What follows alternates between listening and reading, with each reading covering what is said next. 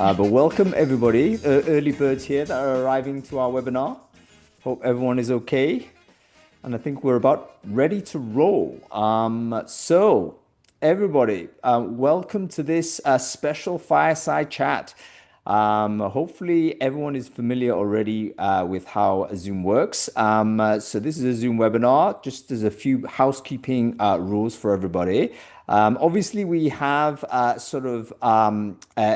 think the chat is disabled, folks. So use the Q&A if you want to sort of connect with us or ask any specific questions. We can just go ahead and use the questions there and we'll pull them into the conversation. So best way to interact is check out the Q&A and pop the details in there. Hopefully the audio and visual is fine for everybody. Today, I'm delighted to be hosting this webinar. 2025, I think, is going to turn out to be a kind of a watershed moment for us in talent acquisition. I have the feeling we're going to look back on this year as the year in which the AI agent really arrived into our day-to-day work. And I put it to you that probably in the next 6 to 12 months, you will be interacting with some sort of software that could be described as agentic. And it is very important, I think, for us in TA to really understand what this means for our personal work, our productivity targets, what the impact is, and all of the human stakeholders in the hiring process, and how it kind of reformulates and reshapes the work that we do. So today, I'm delighted to be hosting this chat because we need some real life examples as to how some of the early movers with agentic AI have actually deployed. What has been the outcomes? What have been the challenges? What have been the things that we've learned from some of these early pioneering businesses that we can take away and be equipped for our own journey, our own inevitable journey with agentic AI. So today's topic, we're going to bring in a brilliant case study from S&P Global, and I'm delighted to welcome our fellow panelists onto this show. So I want to do some quick introductions. Let's go with you, Tiffany. Firstly, can you quickly introduce yourself and what it is you do? Absolutely. So Tiffany Clark, I'm the global head of people solutions and advisory support here at S&P Global. So I have a couple different functions under my remit. We have our candidate care team, which is our recruiting operations team, our people services, which is our shared service function, responsible as well as for all of our people technology, and then also our global program and processes, and then our regional people advisors. And I'm based virtually in Atlanta, and I've been at S&P for 10 years. Actually, 11, Fantastic stuff. sorry, 11 years. 11 years. You've been there so long. It's like part of the furniture, Tiffany. But brilliant to actually see the transition of that business over time, and also how the evolution of the TA function has been. So, thank you so much for joining us and sharing your input and insights on this. Charles, why don't you go ahead? Great.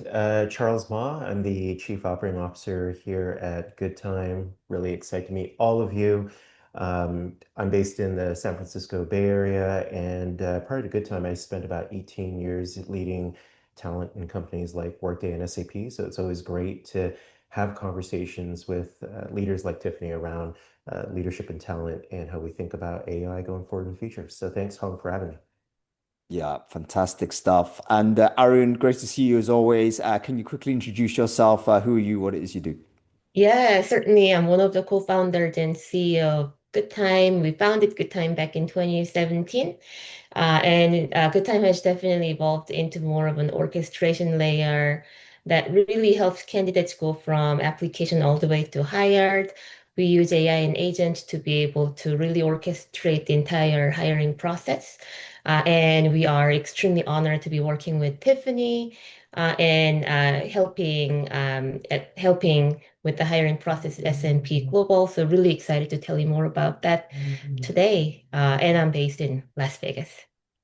Yeah, fantastic. Great stuff. Let's go straight to you, Tiffany. When was the moment that you basically made the decision, okay, we're gonna just jump into this? Do you remember the sort of the event that caused you to think, you know what, we can't kind of soft shoe this, we're gonna just go all in? Yeah, so I would say S&P, we technically started our AI journey in 2019 with the acquisition of Kensho, which is, an AI powered a solution within our organization. But I would say as a people team, what really accelerated our AI journey within the people team is when we merged with IHS in 2022. It really, we increased our volume as an organization. Obviously, that brought more processes, more people, more workflows, and we really wanted to look at how do we continue to explore and deploy some AI use cases so that we can really optimize our processes and really find and unlock those productivity opportunities for our team, especially our back end functions. So I would say 2019 officially, but I would say really going head first 2022. Yeah, and really interesting that the corporate background makes a difference, doesn't it? Like sometimes when there is a big merger or acquisition, it is obviously something that is going to be a huge job of work. So why not use the opportunity to really reinvent? Because it won't be a smooth running machine. You got two cultures, two processes, two tech stacks to crash together. So perfectly timed, so to say, when it comes down to where the moment was in AI. Um, a question that probably we need to kind of really tee up at the beginning, and I want to open this up to anybody sort of on the panel to give a shot at. But how do we distinguish between agentic AI and, a lot of stuff that might be described as just automation or, non-agentic AI? Like, do you guys have a working definition that you think, okay, this is pretty solid in most cases, and we should go with this? Tiffany, let's address it to you first, actually, but I'd love to hear Charles and Irene a bit later. Yeah, absolutely. So I look at traditional automation as more linear, like you're more focused on moving steps along a process, sending out reminders, updating status. But when you really look at agentic AI, you're really orchestrating all of those different activities, right? The agent is handling the orchestration of looking across the calendars, booking the rooms, updating the schedule. And that orchestration really unlocks the potential, specifically for S&P, for our coordinators to really focus on the hiring manager and the candidate experience. So I think it's how the agentic agents really unlock that productivity. It handles a lot of that orchestration. It's leveraging the data and the insights to make more informed decisions versus with like traditional automation, it's more about optimizing and streamlining the steps in a process. Yeah, that's really, really good insight there. Folks, let us know what your thoughts are. I mean, have you got how clear in your mind is the distinction between agentic AI and AI or automation? Is that clear in your mind, or is it somehow confused? It would be good to kind of have a little bit of a dialogue on this because I suspect that it's, through discourses where we're going to start crystallizing some of these distinctions. Charles, give it your shot. You've come from both sides of the fence, quite unusual in the sense, obviously, you've been the operator, now you're on the vendor side. How do you distinguish between agentic AI and non-agentic AI? Yeah, no, that's a great question, Hung. I think how Tiffany described it is actually described very well. Is the fact is, for me, particularly when it comes to HR, is linear transactions is where automations kind of succeed. It's like taking one, like for example, sourcing, right? You find a profile you want to then execute a next step, and it takes a next step after that. I think for agentic, the difference I see in it is it's almost literally a partner to you to help you to drive faster and better results. So in other words, it thinks along the way of all the nuances and the edge cases that things happen. And we know specifically, I'm going to be a little bit biased here, is when scheduling happens, is nothing happens in a linear way. Like you can program in GPS. That is a perfect way I see some level of agentic play nowadays is the eyes and ears of a phone to be able to see many people across a region and helping you to find the best routes real time in a dynamic fashion. And so I think from a agentic perspective, it is the ability to take all those nuances, have many different algorithms that work with each other to giving you the best outcome versus something that is much more of a standard rule-based. I like to hear, one of our co-founders loves to use word decision tree, decision-based process, right? In a perfect world, decision-based process could work, but obviously we live in a less than perfect world. So agentic, I feel, is more of that dynamic-based AI versus more of that static-based. Yeah, really good, Charles. Folks, I hope that helps sort of your thought process and sort of how you're going to enjoy the rest of this show. Tiffany, let's bring it out of the abstract and into the concrete. How does it actually look to the team when you've deployed some of these agents in the production environment? Like, how does that actually work? Can you give us like an example that would help illustrate?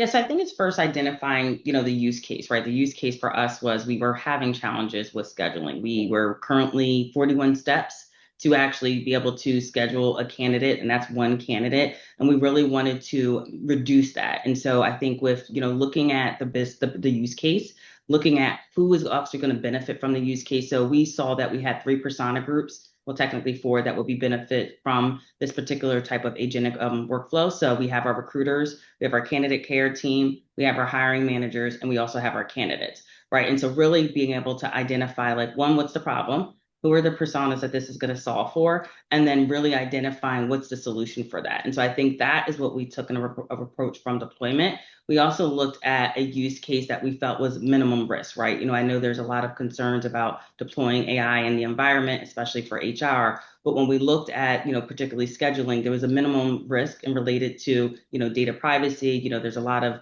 guardrails and restrictions that we could put up in regards to firewalls between, the calendar and the tooling itself. So again, we looked at what is the problem? Who's it going to solve for, right? Is it a large enough persona group that it's really going to solve the solution? And then looking at the use case across the board and then picking a minimum risk for the use case and then deploying it out.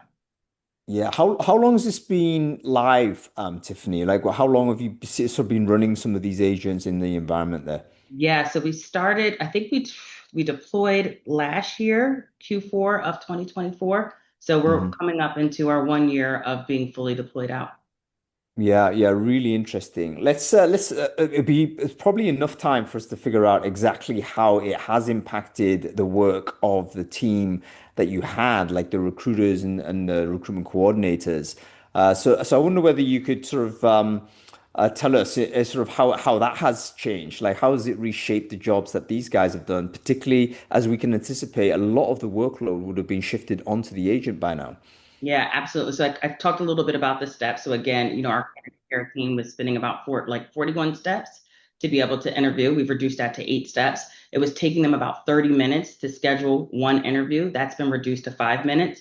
And then we're also estimating that we're on track year to date to save about 2,460 hours annually of productivity given back to the candidate care team. So that's really been giving them the opportunity to be able to really reshift their focuses and really work on the interactions that matter, right? So that coordination, that communication between candidate care and our recruiters is critical, right? They are, the front line to our hiring managers and our candidates. So, giving some time back for them to be able to coordinate on the interactions that matter. Also allowing them to kind of start to shift their focus more on that more candidate experience, right? How are we bringing people in the door? How are we onboarding after their interviews? And then again, providing that type of touch to our hiring managers as we guide them through the process. So it's really been able to unlock that type of productivity savings for them to really start to focus on moments that matter, and then also look at other areas within the processes to optimize as well. Yeah, that's great illustration. Ariane, let's go to you with this. It's probably one of the questions that's starting to emerge in the discourse around sort of automation and efficiency and so on. Efficiency, we can say, has probably been the dominant story when it comes to AI. But then the question is, okay, what do we do with the excess time that we've now saved? Where does that go? And it's great to hear from Tiffany to say, actually, we're going to pipe it back in to those experience gains to the candidates and the other human stakeholders in the process. How would you say is best to try and maintain that line? Because I can imagine that there's pressure always when you've achieved efficiency. Is that okay? Next year, just get even more efficient, and you keep like doubling down, and you think, hang on, where's this time going, and how do we make sure that it comes back to the TA team? What's your thoughts on that? Yeah, absolutely. I think, definitely with the agentic AI automation technology, all the, evolution of technology, I think we will continue to be more efficient, we'll get more productive, we'll get more time back. But actually, last week I was at Workday Rising, and one of the keynote speakers was Brene Brown, and she mentioned something that kind of hit me. She said people got really bad at being human. Uh, and that was like, it kind of hit me like a rock. And what she meant was, what recruiters used to be really good at was like exciting candidates, like talking to them, understanding their personal needs and customizing the process for them. Like, really knowing them on a personal level and being able to really let them know why this is the perfect offer, perfect, workplace for them. That excitement, that's completely irreplaceable. AI won't be able to do that, right? And I think all the time that we are getting back, I think we really have to find that kind of route that we used to be really good at. And I think we'll continue to kind of go back to it. I think with the technology, we really got like almost like click obsessed. We got really good at technical stuff. We got really good at using software. But I think we kind of lost touch with being really good at humans and their empathy and their excitement and everything. So I think with the time back, we will definitely continue to find more things that can make candidate experience more high touch, more truly white glove, more customized, more personal. And also along with that, I think we can absolutely really up level the people that we have to be more knowledgeable and more equipped with how to utilize AI, how to utilize softwares, and being able to be managers of AI agents and know how to orchestrate the softwares that they have so that the experience the candidates, interviewers, hiring managers, and all the other stakeholders go through, that experience is really amazing and is really perfectly orchestrated. So I think there's like so much we can do and on a lot of level with the time back. So I'm not afraid that the time that we get back, we will be just twiddling our thumb and we have nothing to do. Actually, I think it's super exciting now that AI agent will be really taking over the technical aspect of our job and more of a mundane and repeatable part of our job. We can actually do a lot more things that are more human and also really craft the perfect experience for everyone that's going through our hiring process. So I think it's super exciting.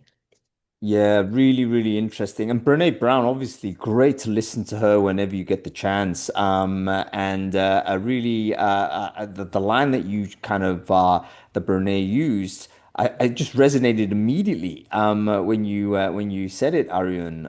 It's almost like the internet kind of created a different type of recruiter because suddenly we were all like literally spending time learning Boolean, for all these deep research. Yes, we need that. We need to be able to find and extract information from systems, especially inefficient systems. But now that AI has arrived in such a way that it looks like it's going to solve some of those problems, we kind of need to rediscover the DNA of what a recruiter is. Not always easy though, Charles, because it may well be in that 20-year period, we've kind of cultivated and coached people towards a route of being more technical.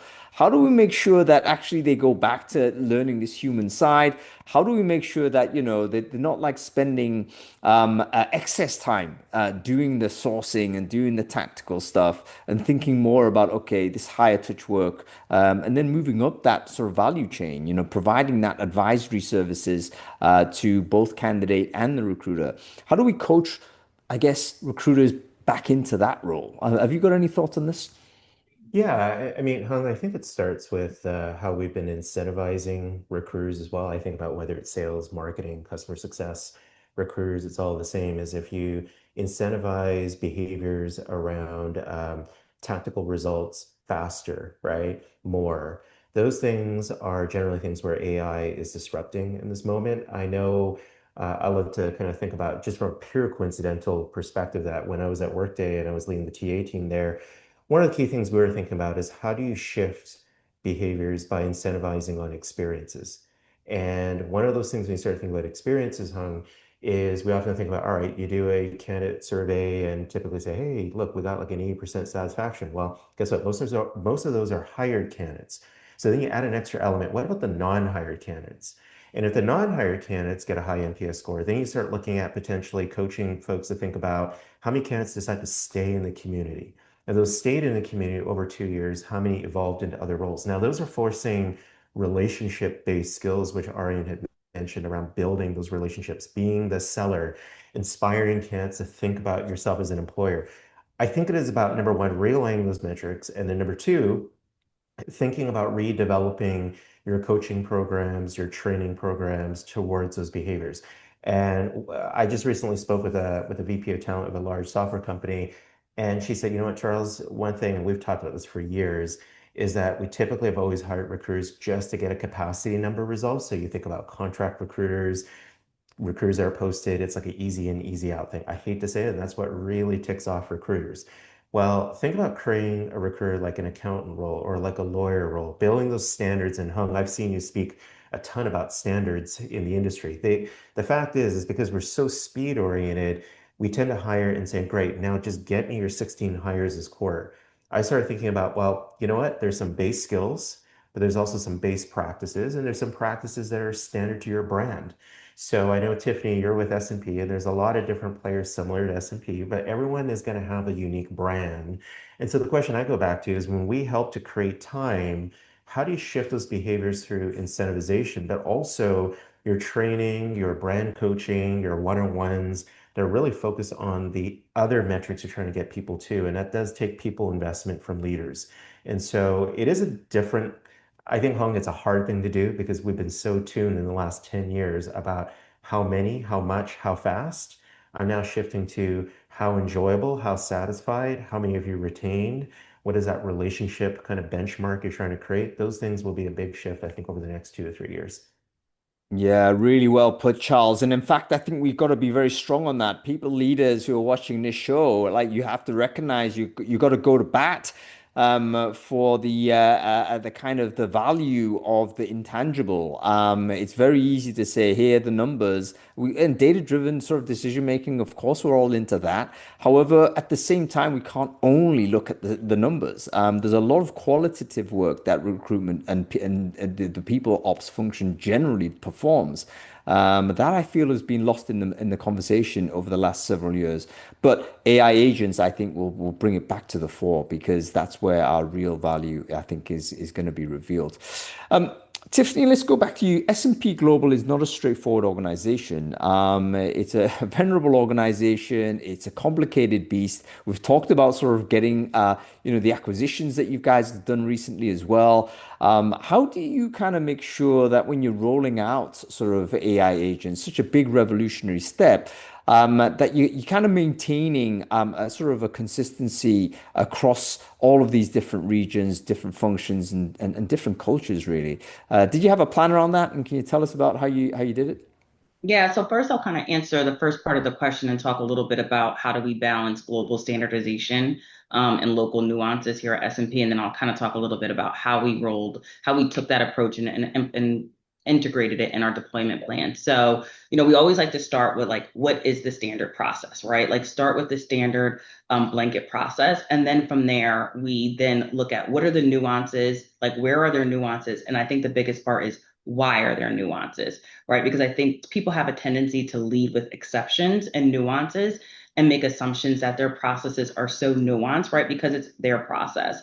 But when you really start to getting to asking the why, you start to uncover one or two things. Either one, it's not nuanced from the global process. It may just be called something different, right? In that particular country, in that particular region, but the outcome is the same, right? The input and the output is the same. And then secondly, we also uncover under asking the why that there really isn't a real business or statutory reason of why something is nuanced. So it's also a way to be able to eliminate and remove some of the waste from the system, right? And so that's kind of the approach that we do here at S&P. It's like start with the global process, start with the standard, then work our way back from the nuances, and then really start to dig into like what is the why? Why is this nuance, right? What is the business reason, right? Does this business reason apply to other business reasons? Is there a statutory reason? Is there a regulatory reason? And then really start to uncover because like once you start asking people why, they'll start to kind of align and say, well, no, it is more aligned to the global process. So then to the second part of your question and how do we take that philosophical approach and then apply it to our deployment? We like to start with a phased approach. So particularly when we rolled out Good Time, we did it in phases. So we started first in Americas, right, where we know we had a high enough volume, but we knew that there were less nuances, right? We knew that there was less complexity from a region perspective, from a regulatory perspective, from a statutory perspective. And then what we did is every rollout, we iterated, right? We leveraged our lessons learned. Then we rolled out APAC and EMEA, where our volume was a little bit less, but it's more complex, right, and related to the, global that country landscape. And then lastly, we rolled it out ultimately to India, where we have our highest volume. But we were able to take the lessons learned from the previous deployments and then apply it to our most complex region. But then in parallel, as we were deploying out the other regions, we were working with the regions to say, like, hey, this is what we're seeing, for Americas. Will this work for you? Will it not work for you? Why? And then I think in addition to rolling it out globally, we also phased our solution deployment. So we went with Good Time Meet first, and then we launched Good Time Hire. And that's where we took the regional phased approach. So I think having, that type of guiding principles and related to what really is the definition of a nuance. I think that's helpful. And then making sure that you have a really well-defined hypercare period after each launch to really be allow the team to be able to identify any challenges. And then that gives them the flexibility to quickly iterate and refine for the next launch. Yeah, I really like that. I need to ask you, what were the lessons you learned? Was there any that come to mind straight away here, Tiffany? Like, oh Yeah. my goodness, we can't do that in EMEA, that kind of thing. It was less about the countries. I would say it was more about our Workday product, right? I think we were working off of some, historical legacy workflows, and we had went in with the assumption that we could, update those on the back end. So I would say like really looking at your workflows, making sure you kind of define as much as your workflows and optimize your Workday workflows as possible. And I think the second part for us is like don't underestimate the support that you'll need from like your O365 team if you're like an Outlook or Microsoft shop, because that was important for us, right? We really needed to partner with our O365 teams really to be able to build that integration between the tool and our Outlook system. So I think those were the two things from an implementation for S&P that I would just make sure that you're aware, very well before you go in. Yeah, fantastic. Got some questions coming in from the audience. I just want to throw this one at you, Tiffany. If you could wave a magic wand, that knowing what you know now, you could just zoom back 12 months and you could say, okay, what's the one thing that you would kind of do differently from the implementation? Anything sort of pop in your mind? Not necessarily. I think we did a really good job putting together that project plan in advance. We did really great socializing. I think change management is important, right? We didn't have a lot of resistance from our recruiters or candidate care. They were waiting to get the tool. We had really great support from all of our senior executives because we told a really good story of how is this going to add value to the organization. We were able to leverage Good Time and not only use it for one use case. So we use it for obviously our recruit to hire workflow and our interview scheduling, but we also use it for our coaching. So we have an internal coaching program here at S&P Global. So we was also able to use Good Time to be able to satisfy that use case as well. So we were really intentional about making sure that we had that solid business case and then really leveraging some of our other previous deployments and taking that same approach here. So I think it's just leveraging something that works well and just continuing to iterate on it. Yeah, really good. I was going to ask you, like, how did you take the team along? But it sounds like the team is generally very much on board with the idea of, okay, we do need some support here, particularly, if you're taking 41 steps on that base case of trying to schedule an interview, of course they're going to be welcoming these some sort of support. However, there's always going to be people that are dissatisfied with the implementation in some way, or it's not optimal in their view, and they've got an opinion on it. How did you handle some of those kind of those kind of folks, Tiffany? Yeah, I like to use the terminology show and tell, right? Like I think that's the best way to do it is, I like to lean in and say, look, okay, let's try it, right? If it does not work, or if then we can have the option to maybe repivot, right? And so I think that's the important part of deploying any technology. And I think specifically now about AI is you have to be able to be comfortable with trying something. And if it doesn't work, then pulling it back, right? And then retrying something else. And I think we took that approach. And because we were able to build that partnership and that type of collaboration, with our end users and, with our recruitment team, it helps to be able to build that trust. Because I think, again, when we talk about AI, it's that trust element that really is what drives the adoption and the utilization. Yeah, and it's this classic kind of change management, isn't it, Charles? Like, so, all of the basic stuff that we know about change, you got to bring people with you. You got to invite them to take part in the decision making. They got to feel involved. You don't just implement or impose something on them and expect to run with it. All of that seems to be there with Tiffany's case. Particularly, by the way, I love the the hypercare sort of after implementation. You've got to make sure you've asked people to change. You've got to be like over servicing that care component when they're embedding those new processes. Let's kind of sharpen the question a little bit on the technology side. Technology ostensibly is great. It's there to accelerate. It's there to help us get a more efficient, better experience. How do we? But it can go wrong. Like, how do we ensure when we do sort of implement new technology that it really supports the agility of the organization rather than it becoming just another thing that the users and operators need to learn, another thing that they need to make sure is a check in the box they've got to go through. Any thoughts on that, Tiffany? I think it's about doing your due diligence, right? I think you mentioned earlier how, every organization has similarities, but they also have cultural nuances, and understanding what those cultural nuances are. It's also making sure that you have that strong partnership, specifically for HR, with your digital solutions or your IT team to understand like where are they going from a journey from a technical, technology ecosystem perspective. So we really looked at like three things. Like one, how does this integrate with our existing tech stack? Right, to your point, what is the agility for it to be able to grow and mature with us as an organization, right? And so again, like asking your vendors, like, what does that roadmap look like? Like, okay, what is the first year, but also what is your beyond the first, your 2 to 3 year plan? And then also just understanding to give that partnership about where are there nuances, and then understanding where that flexibility is, to be able to develop and build that product. So I think it's really about knowing your organization, knowing what your organization's priorities are, and then making sure that you're selecting technical applications that align to your organization's priorities, and then are able to be agile enough to be able to pivot really quickly if those priorities change. Yeah, really, really interesting. A question for you, Charles.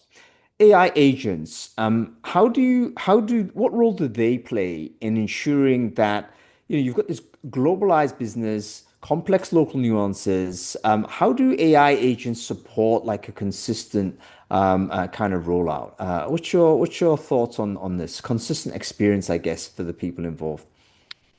Yeah, I think when I think about consistency and I think also about pre-AI era, one thing never changes, and Tiffany says process workflows. I remember having a recruiting team, multiple recruiting teams, so it doesn't matter which company, they all had the same problem, which is when it comes to scheduling or recruiting, there could be 20, 30, 40 different ways of doing the same thing. So I think in order for agents to work incredibly well to create consistency, it's not just, and Hung, you mentioned, it's like pulling it off the shelf and saying, great, we turn it on. And back to your point about adoption, is that you have to look at the workflows first. And when you look at the workflows, you understand what's unique to yourself, what could be unique to a region, but also what are the baseline expectations of how the AI delivers something, whether it's scheduling, sourcing, whatever you think of within talent acquisition. I think the key point here is to really also understand that where agents come in, it is handling that consistency. If I just use scheduling as a basic path, which is being able to connect two people together based on availability, based on region, based on office. But then when the complexity kicks in, the algorithms that you design through your workflow, it is, if Hung, you can't interview today, suddenly, who is your backup? But it's not that backup where it just keeps on repeating the same backup. It's like realizing that Charles has actually been backing up Hung 25 times in the last month. So it's time to go after Tony, who hasn't stepped up yet. That's where I think it create consistency, is that experience is still controlled. To the fact is, it's not back to you asked earlier, agent versus non-agent, is non-agent would be is the same repeatable piece, that experience starts to deteriorate where the agents start to create consistency based on experience for both parties, right? It's best for the fact that, Charles is constantly back end hung because he's burning out, but also that Tony can hop in. But then also the fact is, if Tiffany was a candidate, her experience doesn't deteriorate. So I think that's one big piece of consistency where agents can play. I think the other piece, Hung, is knowing also when humans need to intervene. And I know the word intervene comes up a lot. In our view, intervention is really about when do humans partner. So that consistency also then creates a pocket of opportunity for the fact is, if Hung, you're coming now to the campus to the campus, who's going to greet you, who's going to take you to the room, who makes sure that everything is tick and tied, that Hung actually loves to have hot chocolate or coffee. Those things could be very helpful for the interviewer to understand and actually accelerate the interview process and wow you with the opportunity. So when you ask the question about consistency, I think agents, number one, have to have smart consistency. Number two, where do you apply the human? But most importantly, I go back to the start. It's that workflow and it's the change management that comes with it. I think last thing I'll say here is where it hasn't worked well, I've seen in some companies, and it's human nature, so it's not good or bad, it's just it happens, is the assumption of I had this process that was with a non-AI based tool or tech stack, and then say, now AI is here, let's just plop it on top and make it work. That would become very difficult to accomplish and actually see through. And that's why when Tiffany mentioned about workflows, it just brought a lot of good and learnings for me in terms of opportunities and how do we not only ensure there's consistency through workflow, but it's also the change management that needs to happen. Yeah, and there's also that dynamic interaction between human recruiter and AI agent colleague, Exactly. isn't there? I mean, there's moments where we might pre-plan the human intervention, but there's also moments where the AI agent may be able to alert the human team to say, "Hey, listen, we're picking up signals that this candidate needs a phone call." It's and it needs it from a human being. So I think that would be it would feel like an optimal case if we could have a friend like that just to keep an eye on, candidate sentiment or, whether the risk factor of a dropout is happening or whether, on the hiring manager side, perhaps the hiring manager has suddenly gone quiet on feedback. Like what's going on there? Maybe we need to check in on that person. So Sure. yeah, loads of interesting things are going to emerge in our field. Question for you, Arian. And this is kind of sitting because Good Time obviously deals with loads of companies that have multinational, global sort of reach. So you must have seen sort of companies alongside S&P that have tried to do global rollouts. Where would you say is kind of generally the right place to start on something like this? If this consistent experience is the goal, is there like a pattern? Like how do you start with this? Absolutely.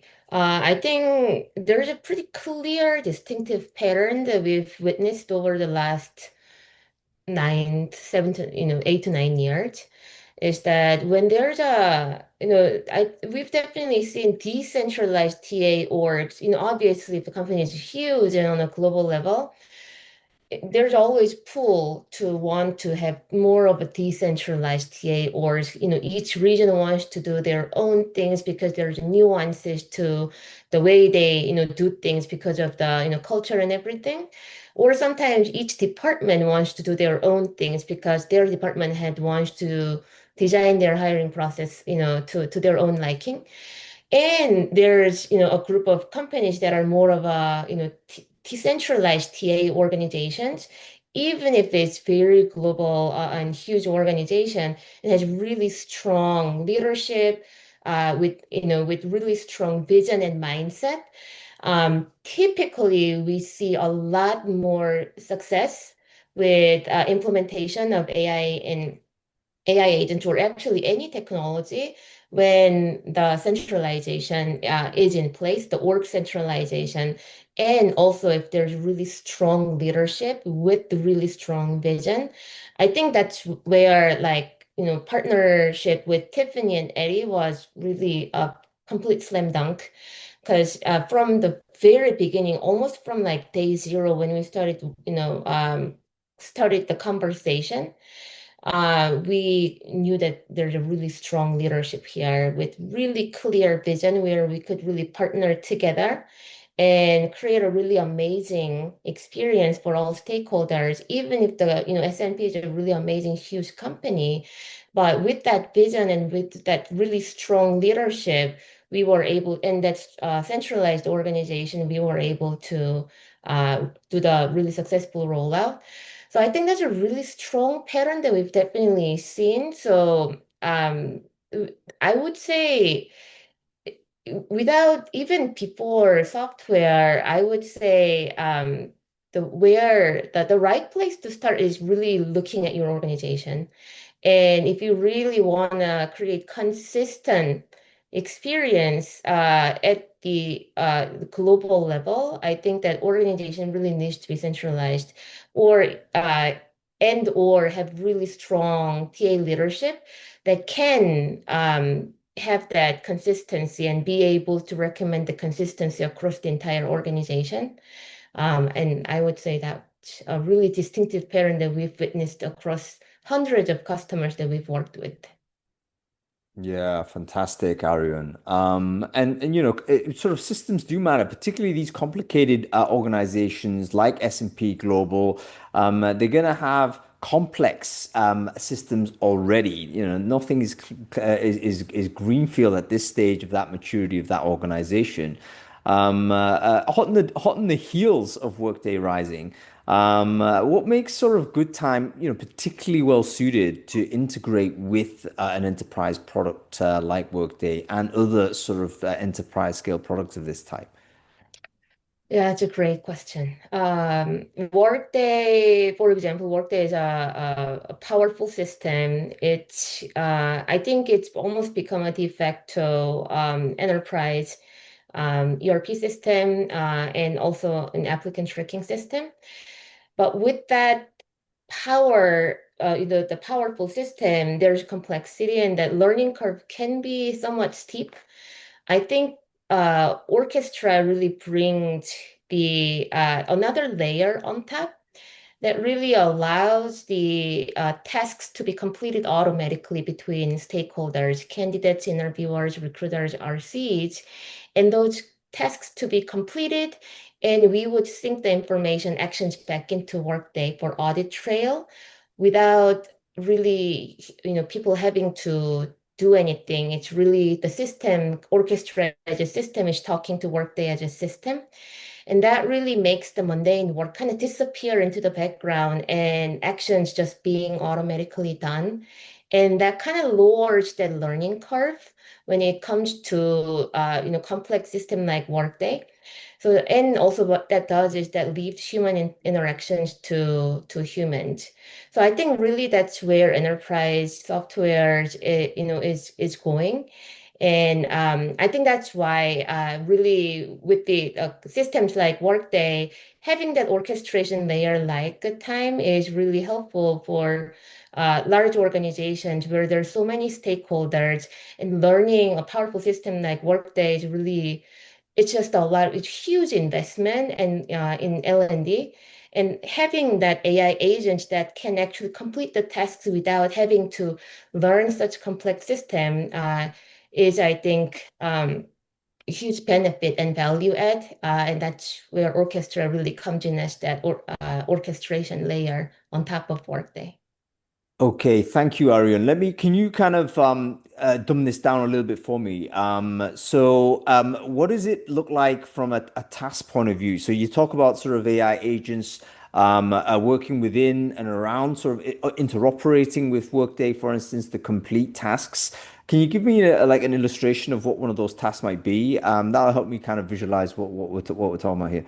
Yeah, absolutely. So Orchestra does a lot of things behind the scenes. So such as application evaluation, when applications come in, for example, our AI will evaluate based on how the candidates have answered the application questions and their resume, and also what hiring managers are looking for, their kind of internal criteria that may not be on the job description. We are able to actually evaluate kind of evaluate and sort the application based on the fit, and kind of sort the application to where maybe the top 10% is surfaced to the top of that a huge list of candidates, so the recruiters can actually pay attention to the right set of candidates and be able to uh, you know um, spend the right time with the right candidates. That's one of the things the orchestra does. And also orchestra automatically coordinates interviews, whether it be simple interviews at extremely high volume or very complex interviews. And also orchestra engages with candidates, answer any questions that they may have about benefits, PTO, and so on 24/7. And also orchestra prepares interviewers and candidates for upcoming interviews by providing information that they need to have to be able to successfully do the interviews together, and also gather interviewers' feedback, summarize interviewers' feedback for hiring managers' review. Also, Orchestra is extremely good at gathering insights, such as candidate NPS, and also Orchestra is able to provide sentiment analysis, so we understand maybe from the entire hiring process perspective, maybe candidate NPS was extremely high at the beginning, but then maybe candidate NPS drops to 6 out of 10 towards the end of the process. We know where the process is really breaking. So that kind of analysis and insights we are able to provide to the human counterparts. That's another thing the orchestra does. Another thing would be orchestra can analyze insights such as interviewer calendar health and we can provide that insight to recruiting team and tell them, hey, these are some bad actors when it comes to maybe blocking all of their calendars so that they're not receiving any interview invites, or there are some good actors where they're really stepping up and doing a lot more interviews and taking on more of the load, and really participating in the interview process more than others type of thing. So orchestra has a lot of skill sets and play in multiple aspects of the hiring process. And we are adding more and more skill sets to orchestra as time goes. Do you know, Aaron, that feature alone, I think, is going to get you a few sales. I mean, hands up, folks. If you know some hiring managers out there that block book their entire calendars out so they don't do interviews, I think if you had a way to check on that, at least the existence of that sort of service is going to just make people behave a little bit better. And you get the other side of it as well. You get people who overcommit to interviews. I remember working back when in my operating recruiter days, some people were too sort of helpful in volunteering to be an interviewer and all this, and they end up spending all their time doing that. And you think actually they need to share the load. So having an agent sort of check on the calendar health, I think, is absolutely fantastic. Um, Question for you, Tiffany. This is a complex integration. What would you say, how did it improve for your team, the visibility and coordination between the different parts of the team? You got resources and human resources in different regions and different functions. How did the Good Time and Workday integration help everyone know, and get on the same page? Yeah, I think it's more about the insights that it provided that we didn't have before, right? So like with leveraging, the scheduling capabilities, we're able to see like reschedules, right? What's the percentage of reschedules that are happening? And then in what particular business or function are they happening in? No shows, like who's not showing up to interviews? Is it the candidate or, is it the hiring manager? Capacity of the interviewers, right? We didn't have that. We talked a little bit about people that's always signing up to do interviews, right? So we didn't necessarily have that leverage of data and insights, the round of interviews that are taking place, right? So again, us being able to look at, are we doing too many rounds of interviews for certain job profiles or certain positions, and is there opportunity to be able to improve, Charles talked about like improve that workflow, improve that process, right? And I think cancellation, so for us it was about the coordination obviously, but the visibility into the insights that we did not have, to really be able to leverage that as a feedback mechanism, either for coaching with our hiring managers, right? Taking it back to, our recruiters or to our candidate care. We've also even been able to leverage it, providing these insights even to our own internal coaching and to like our thrive and our performance process, right? Like, do we need to, upskill our managers differently? We talked a little bit about that, calendar hygiene. So I think it was for us, it gave us more insights to really be able to coordinate and then create feedback mechanisms to really be able to understand where we are from a health perspective in our TA process. Yeah, really, really good. Question for you, Charles. Technology sort of coming in at this point does seem to be, it's transformative. These aren't trivial sort of impacts that it's having on people operations generally. How do you think sort of the people ops teams and the recruitment sort of the talent acquisition teams are going to restructure now that we know that technology of this type actually works in production? Where do you see sort of the new structure going forward? What's it going to look like, Charles? Yeah, that's a great question, Hung. I think what we're going to most likely see, and I think we're seeing it already, is in talent acquisition organizations. Let's start there first, is teams are increasingly becoming more and more kind of relationship-driven recruiters, right? I think they are getting smaller. I'm not going to kind of hold that back. We're hearing a lot of that in the TA community. It's become much more of a tighter relationship-driven team. And we saw a bit of that happening a while ago. It was through a lot of the shared service type of transformations in the people operations groups, but I think AI is definitely tightening that side, if not kind of really tightening that belt there. That said, I think, Hung, the question I ponder, and I know you asked a question, but I think this is going to be decidedly discussed about between TA leaders is, if my team is smaller, relationship driven, do the metrics change, right? Am I still doing 16 hires a quarter, if you're in tech industry, or am I going to do 8, or am I going to do 32? That will be one of those pivot points, I think, that will need to be discussed about. I think it'd be dangerous to go and push it as a pure efficiency play, because then your relationship piece completely gets diluted, right? So that's on the TA side. I think the operations world, and definitely I'm open to Tiffany challenging me on this one, is I do think teams get tighter there too, but I think tighter from a, let's think about which are the most transactionary roles to which ones are the operational strategist roles. And I say that with a very fine line, the word strategy being very broad. I kind of put it back to program management is going to increasingly become more critical over time to thinking about, for example, campus hiring at scale, right? Like how to leverage more AI in that space without needing more campus recruiters, but then how to have that program run with the technologies, the underpinning. The other piece I think about is, if you are on Workday, as an example, you're probably going to see more of a stronger Workday program play in operations, where it's about making sure all those metrics tie back up to the central CHRO readout. And so you're going to see more of investment there, where in the past, a lot of the transaction or configuration work and all that may become a little bit more contractual or smaller. Those are things I'm seeing. I would say we're probably going to continue seeing a bit of transformation there. It wouldn't surprise me, Hung, that we think it's going to transform one way today and it completely turns upside down 3 years from now. As we've seen, 3 years ago, recruitment exploded in size and then we saw it shrink immensely. I think now we have to stop looking at sizes, but more looking at responsibilities and accountability based on the purpose that's driven by AIs. And I think that element is going to continue to evolve, because we know AI is learning every minute that you feed new things to it, particularly agentic AI.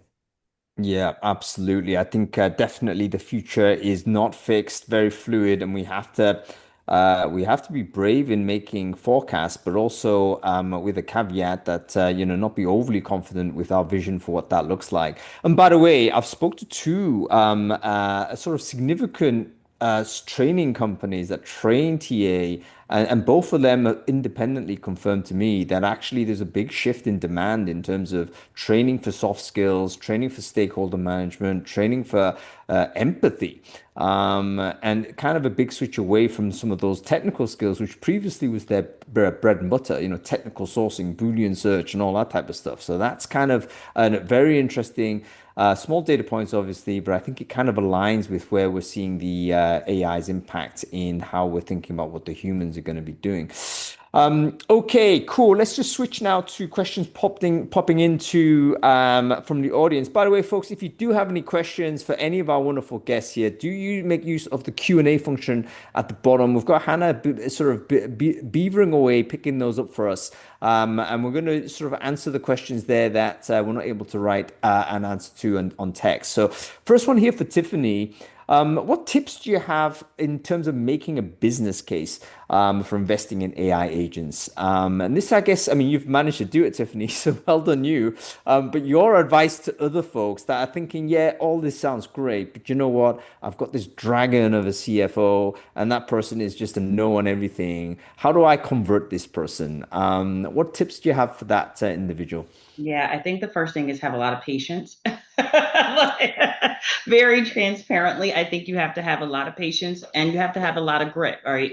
I think what we did a great job of doing here at S&P, and again, it wasn't easy for us to really kind of, really shape that story because, AI was still so new, right? And so and it's still new today. So people are still trying to understand what that return on investment looked like. But it really starts at what problem are we trying to solve, right? And then be able to show data points that it's a real problem. So we leveraged feedback from our sentiment surveys, right, where we had our hiring managers as well as like recent candidates provide some feedback that was less than optimal, about their, scheduling experience. We coupled that with we did a walkthrough to show like how many steps it's currently taking the team today, right? And then how that then translate to less steps.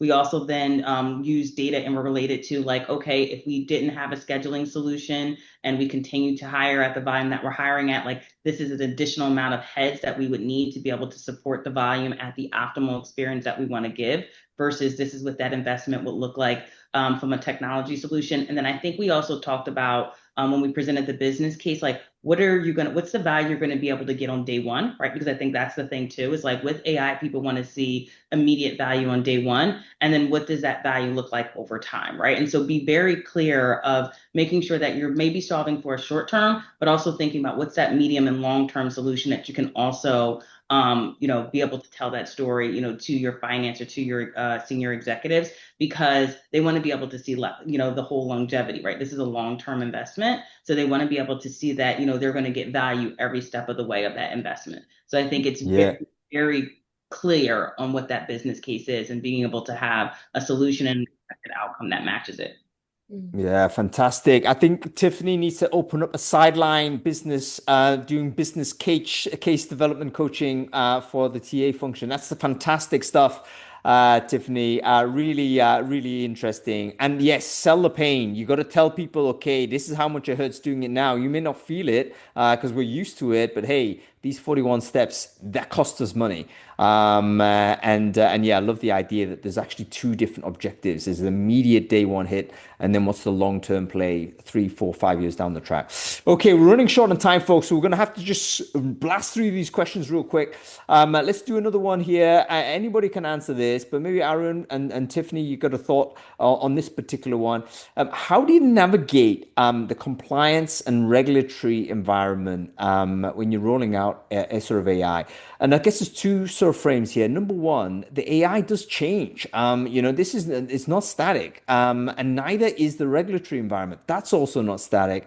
And also, let's throw in when you're doing a global rollout, you might actually be dealing with different sort of jurisdictions who have different sort of rules on what is good to go.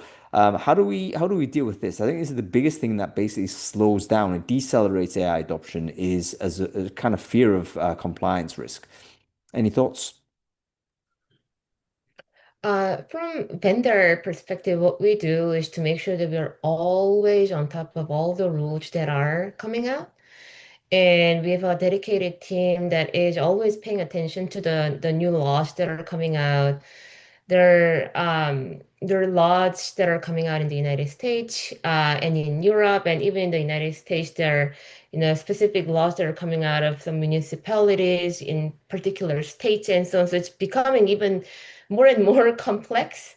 Uh, but we just have to be on top of it. And for example, we just completed an audit, and also we are actually going through another audit for a different AI launch that just came out also. So I think at the end of the day, what we are focusing on is being a really amazing partner to our customers and making sure we are always on top of it.